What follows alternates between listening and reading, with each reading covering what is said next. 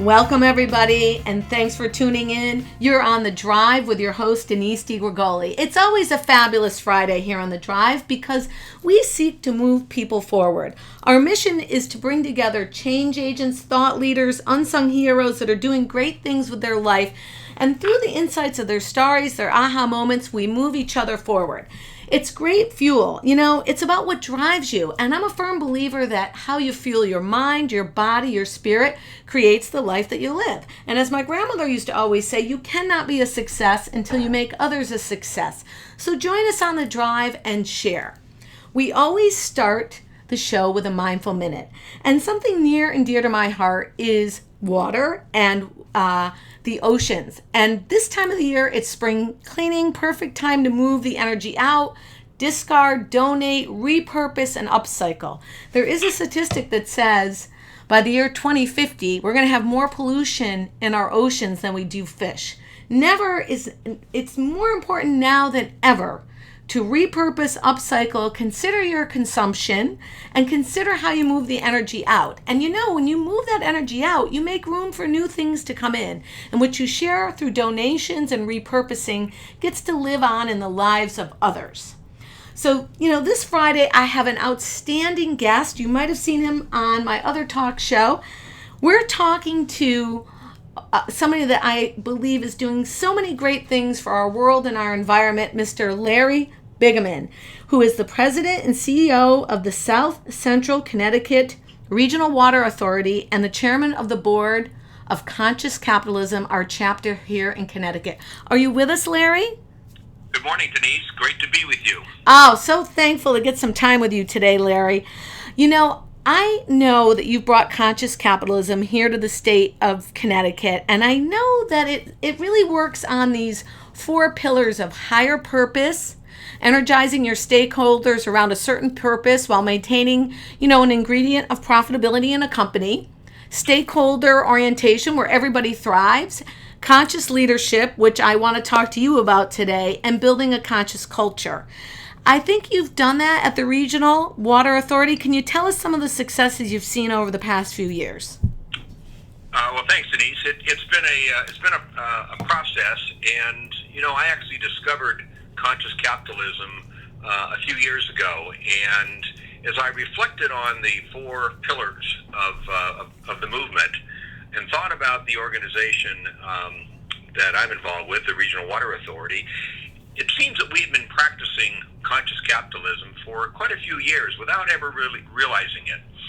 So, as we really identified the four pillars and how we can apply those in our daily operations, it really started making a difference for how we operated the utility. First of all, we defined our higher purpose to be a water utility that makes life better for people by delivering water for life. And then we looked at how we operate. And there's been so many tremendous accomplishments over the past few years through everybody working together toward that higher purpose. For instance, a few years ago, we did renewed our second strategic plan, and we had 52% of the organization participate in a bottoms-up strategic planning process using the balanced scorecard. Now, you may say, well, gee, 52%, that means that half your organization didn't participate. Well, that's true, but they actually felt a sense of ownership because many of their colleagues had participated in the planning process. And when you compare that 50% engagement in the planning process to what is the industry average of about 30% of the employee engagement, that participation is something we're very proud of. So what I'm hearing is that you were inclusive. You got everybody's opinion, regardless of what level, or not everybody, but most everybody's opinion, regardless of level or status. You were very inclusive in collecting knowledge and data to make your organization a better place. That's correct. We had a series of facilitated workshops that anyone in the organization could participate in, whether they were involved in the field operations, were in the collective bargaining unit, or whether they were in supervision or management. They could participate in those planning processes. And we actually had people from all different levels of the organization sit at tables together and participate in the whole planning process. So it was a great opportunity to collaborate and to have cross-departmental collaboration and idea generation. Was there anything you guys did special to make people come out of their shells and actually articulate without really covering up their feelings or their thoughts? Or was it pretty much already, because the culture was so inclusive, that they were ready to do that without a lot of coaching? Well, I think in the workshops themselves, we used a facilitator that had been working with our employees on leadership programs, on some training, so they were familiar with that individual. Mm-hmm. And we had them sit in small groups in which they could brainstorm ideas and discuss among themselves what they thought might be appropriate ideas to offer. And then the table elected a spokesperson, so usually that individual was someone that was comfortable offering the ideas, and they would offer the aggregated results of that table. So if somebody wasn't comfortable speaking in a group setting, they didn't have to, and someone that's second nature to could stand up and deliver the results for the whole table. So I think that way we made it very comfortable for people, so they could collaborate and offer their ideas, but they didn't have to go through the fear of speaking in public if that was not something that they were comfortable with. So now, when you are implementing these ideas for change and you're really coming at it from a full circle approach, are you met with challenges when people don't really understand the name conscious capitalism, even though you were doing it for a while? Does that sort of steer them away, or does that make them feel like they want to move towards it? Because I do think many organizations have sort of a conscious capitalist bent, but they don't necessarily articulate it in that fashion. And I wonder sometimes if when you put a label on it, does it deter or does it move them forward? Well, I think it's helpful to put a label on it, because then individuals that are interested in knowing more about it can actually do some research on it, whether it's on the internet or other places. So I think it helps them gather more information and intelligence, and then once they start seeing the different pillars of the conscious capitalism and start reading articles about it, they'll discover other articles and other organizations that might be trying to do something similar. So I think once people understand what the movement is all about, they get more comfortable with it and then can start gaining additional knowledge. Is it only a leader, quote unquote leader, that understands higher purpose? And in your vision, what is higher purpose as related to conscious capitalism? Well, higher purpose is really where an organization will identify how they will benefit and improve society, in addition to making a profit. So that's the cornerstone of conscious capitalism, is that businesses should be successful and strong and make money. But that's not the only reason why a business is an operation. They should be able to contribute to and benefit and improve society. So that's that broader purpose. And what is your broader purpose or your higher purpose with the Water Authority? I have a sense of it, but I'd like you to state it so that our podcast listeners can feel it too. Yes, we've identified our higher purpose, which is to deliver which is to make life better for people by delivering water for life. And that goes back to the founding of our predecessor company in the mid-1800s. The New Haven Water Company was founded by Eli Whitney II. And it was a period of time in New Haven in which there was a cholera epidemic, and there had been over a dozen fires that had leveled the city of New Haven. And Eli Whitney II gathered together a group of investors and said we were going to form this water utility to make life better for people, to stop the cholera epidemic and be able to fight fires. So we have resurrected that original higher purpose and added on our own twist to it, which is the delivering water for life. So it's actually something that's quite historical with this organization. It's kind of great. It's kind of got the historical twist with the contemporary movement, and it seems so powerful, water for life.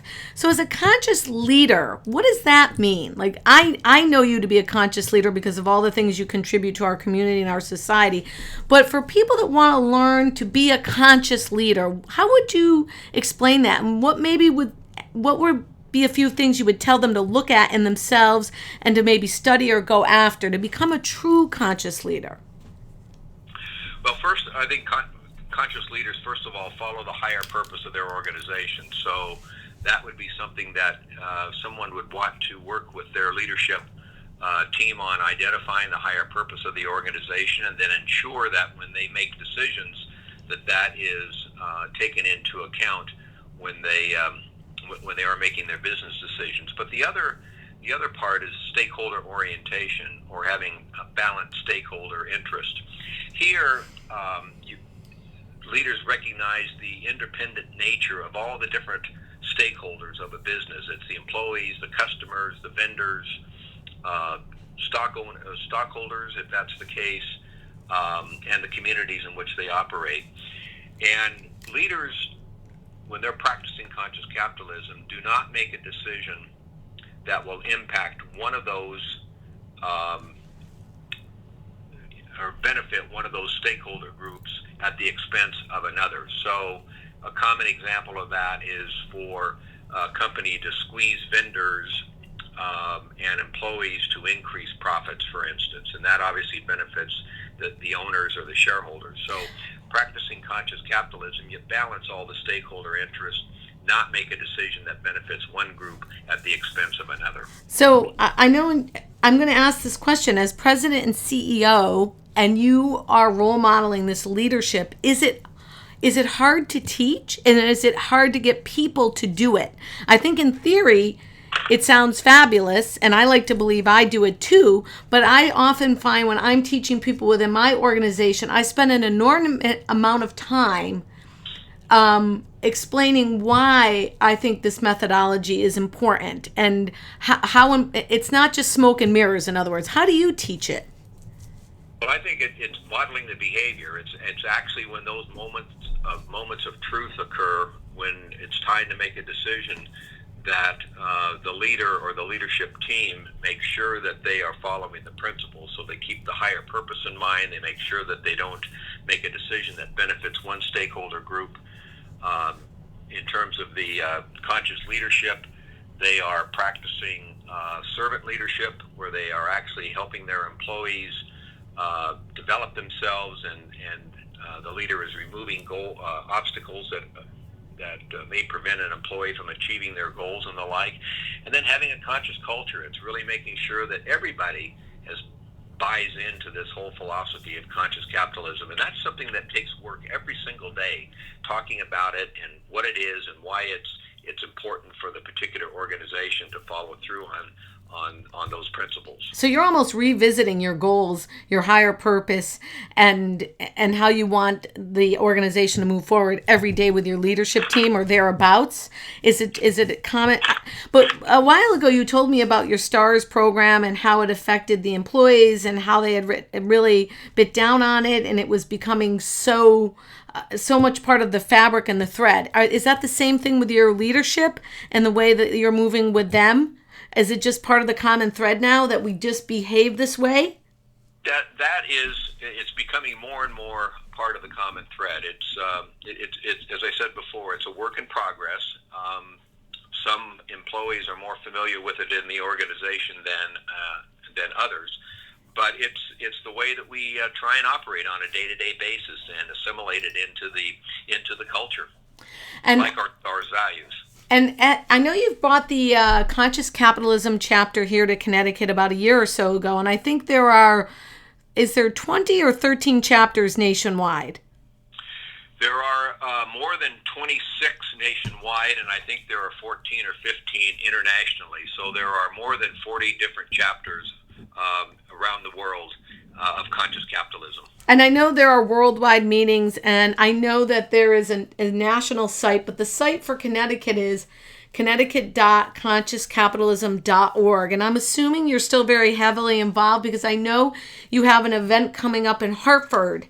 The purpose, leadership, culture, and value, how conscious capitalism is changing business for the better, on May 23rd from 7:30 a.m. to 9:30 a.m. And everybody listening to the podcast will have links on my social media for that so you can find it and join Larry. But Larry, how is it changing the world for the better? And is it going at the rate you want it to go? Well, no, it's something that I would like to see happen faster, but it takes time for a movement like this to actually, I think, really pick up steam. Conscious capitalism was founded in the mid 2000s by Whole Foods CEO John Mackey and Raj Sisodia, a professor at Batson College. And it's taken a while to get to the 40 chapters that we have today, and I think there's still more room to grow. So it takes time to get people comfortable with the concepts and to understand what it is, that it's not just a fad, and that it truly is a philosophy on how to operate business that benefits all the stakeholders. And the good thing about it is that it's not just talk, that the benefits of operating as a conscious company are indeed quantifiable. For instance, there's a book out by the name of Firms of Endearment that was written a few years ago.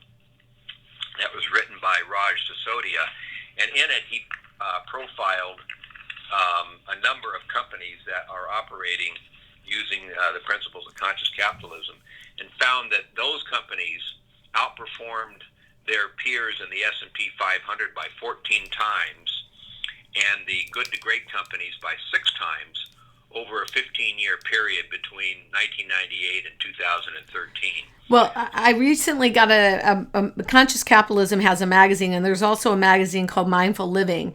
And REI is a conscious capitalism-driven company. And we recently did some purchasing, online, and they were so gracious in their marketing back to us, and thank you, and, this is what your purchase contributed to sustainably in our world, and this is what you can expect, and this is what we're doing. And I thought, you know what? What I loved about that was the marketing piece wasn't over marketing, but it really showed me what they were doing with their time, their efforts, and their profits. It really wasn't just about, the fattest getting fatter at the top. And beyond that, now, of course, having worked a little bit in conscious capitalism here in Connecticut through you, I understood it more. So I laser focused in. And with my marketing consulting, I know that there is a growing audience, and I'm not just going to pinpoint the millennials or the Gen Zers. Everybody is becoming more and more aware of how important it is to lead consciously. My husband always say, always do the right thing, especially when no one is watching. So sort of that kind of thing. Always be kind to others. I mean, you're seeing this from young educational levels up through the businesses that we all run. In addition to that, there's such a movement to give back and be environmentally conscious, maybe whether it's the environment, your thing might be pets and animals, it might be the homeless, it might be the deprived, the poor. But I really, maybe not so much as fast as we'd like it to be happening here in Connecticut, I do think the world is shaping that faster and better. Because when I first started chatting about this conversation with you, I think we only had 20 chapters in our country and 13 in the world. That's kind of, so my numbers were a bit outdated. So I thank you for clarifying that. I hope that you'll share with us what you think the greatest thing a leader can do today if they want to be profitable and conscious in their efforts creating a better culture. You got a top tip for somebody that might be listening? Well, I think what a leader needs to do is really work to make sure that they are developing those around them and empower them and help them become leaders themselves. I think that's one of the greatest things that a leader can do, is to develop those around them so that they can take on greater responsibility and move ahead in the organization, and make sure that obstacles are removed so that they don't get in the way of accomplishing their goals and and their developmental process. It's also, I think, very important for a leader to be very self-aware about the impact that they have on others. Some call that emotional intelligence, to understand how their moods may affect others and the like. So I think if you're able to practice servant leadership, where you are working to benefit others and naturally have that philosophy, practicing conscious capitalism certainly comes a lot easier. But there's a lot of problems in the world today. There's no doubt about that, between pollution and malnutrition and job insecurity and the like. And people are really looking for companies to solve the problem, because many of them don't believe government can do that. And so businesses are being called on to help solve those problems. And what heartens me is that conscious capitalism is truly a philosophy on operating a company that looks on how you can improve society. It's not a corporate social responsibility program. It's much, much broader than that, because it pertains to all of the stakeholders, not just the communities in which the company operates. It's all of the different stakeholders. You know what, Larry? I resonate so big time with your comment of emotional intelligence. Our moods as leaders do impact others, because they look to us to role model. And so when I always say, it's how you feel your mind, your body, your spirit that creates the life. And people feel that, especially if you're a leader. So thank you for pointing that out. And I'm so appreciative that we got to spend this time with you today. I'm hoping that you'll rejoin with us and you'll tell us how the meeting went in not only May, but future meetings that you have. And is there a website we can share with the audience other than Connecticut ConsciousCapitalism.org, or can we point them to your social media? They can point to the RWA website, which is regionalwaterauthority.com. Or they can go to Leadership Greater Hartford, which is the organization that is having the breakfast on May 23rd, to learn more about that particular event, which is going to be a terrific panel discussion. Joining me on the panel is Valerie Gelb, who's the Chief Executive Officer at Gelb Global Business Advisors, and Colleen McGuire, who's the co-founder and CEO of Silver Fern Healthcare. And she is the co-chair of the Conscious Capitalism Board. So I think we'll have a very lively discussion on May 23rd. Larry, it's always a pleasure to have you on The Drive. I'm so thankful that you've spent this time with us this afternoon. And this show was brought to you by R.D. Weiss Companies, a Northeast full-service commercial flooring company who believes in sustainability. Corporate, healthcare, retail, government, and education. Visit R.D. Weiss and see how his sustainable and environmentally smart options also help you move forward. It's a fabulous Friday, everybody. Enjoy the week. Enjoy the weekend, I should say. And if you like it, share it. Fuel others and move them forward. Thanks so much for tuning in. It's Denise DiGrigoli here on The Drive. Find us on iTunes or DeniseDiGrigoli.com. Thanks, everybody. Thanks, Denise. Thanks, Larry.